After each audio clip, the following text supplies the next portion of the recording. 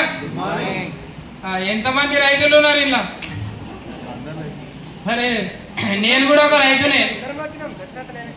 ఎందుకంటే నేను రైతు ప్రొఫెషన్ నుంచే వచ్చిన. నేను చదువుకున్నది 5వ తరగతి, 95లో బంద్ అయింది హై స్కూల్.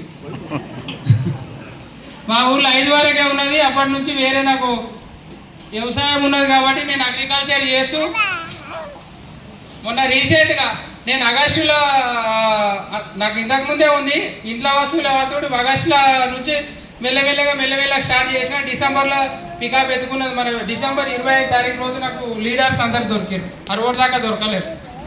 డిసెంబర్ నుంచి ఇప్పుడు స్టార్ లెవెల్లో ఉన్నా. ఇప్పుడు అందరు కూడా రైతులు ఉన్నారు, పత్తి విత్తనాలు పెడుతున్నారు. ఇతర శుద్ధి చేయాలి ఖచ్చితంగా మీరు.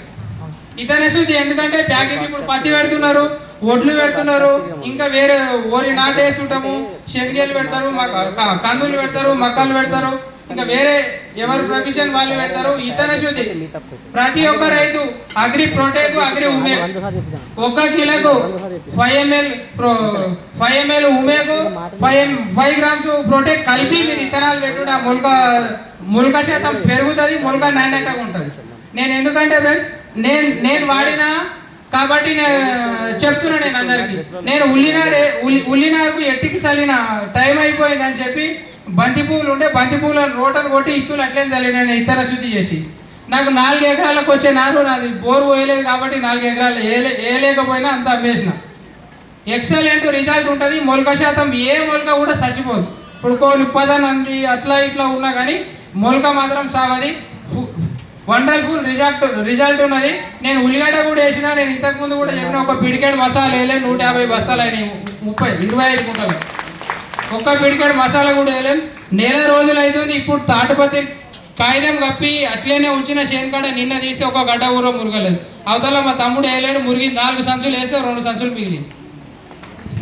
అంటే తాడుపత్రి కప్తాం, ఎండకు చెమట వస్తుంది. చెట్టు కింద వేసి పెట్టినాం, రాళ్ళు పెట్టినా ఒక గడ్డ కూడా మురగలేదు. నేను 4 సంచులు గుమ్మరిస్తే 3-4 కిలోలు కూడా మురిగేయలేదు. ఎంత నాణ్యతమైన ప్రోడక్ట్ ఉన్నదో మీరు కూడా ఆలోచన చేయండి. ప్రతి ఏదైనా సరే మీరు ఇదే అదే అని కాదు, ఎవరికి నచ్చింది. నాకు అగ్రికల్చర్ మీద ఎక్కువ పట్టుంది కాబట్టి నేను అగ్రికల్చర్ మీద ఎక్కువ చూస్తాను. కొందరికి హౌస్ మీద హోంవర్క్ మీద ఎక్కువ ఉంటుంది, హోంవర్క్ ఉంటుంది. ఒకటి హెల్త్ ప్రొడక్ట్స్ మీద ఎక్కువ ఉంటుంది, హెల్త్ ప్రొడక్ట్. నేను అగ్రికల్చర్ మీద ఎక్కువ అవగాహన ఉన్నది. నిన్ననే తీసుకున్నా సార్ చూసాడు 25 గ్రాన్యూల్స్ అది యాక్వాజెల్ ప్యాకెట్లో తీసుకున్నాం. 25 యాక్వాజెల్ 25 ఎకరాలకు చల్లేసిరు. ఆల్రెడీ రోటర్ కొట్టేసిరు నిన్ననే. ఎందుకంటే దాని విలువ నాకు తెలుసు కాబట్టి నేను చెప్తే పోయిన సార్ అప్పుడు ఎవరు నమ్మలేరు, ఇప్పుడు నమ్ముతున్నారు. Thank you. Back to host. Good morning. నా పేరు పాండు అండి. ఒక ఎంఎన్సీ కంపెనీలో ఇంజనీర్గా వర్క్ చేస్తూ పార్ట్ టైమ్గా బిజినెస్ బిల్డ్ చేస్తూ ఉన్నాను. నేను ఎక్కువ మాట్లాడానండి. ఇంతకుముందు ఒక లీడర్, ఒక సిస్టర్ మేడం మాట్లాడింది, ఎవరి మాట వినొద్దు, వాళ్ళ మాటలు వీళ్ళ మాటలు వినొద్దు, బాగా చెప్తారని అన్నది కదా. ఒక ఎగ్జాంపుల్గా చెప్తాను నేను. రావణాసురుడు ఎంతమంది తెలుసండి? నాకైతే తెలియదండి.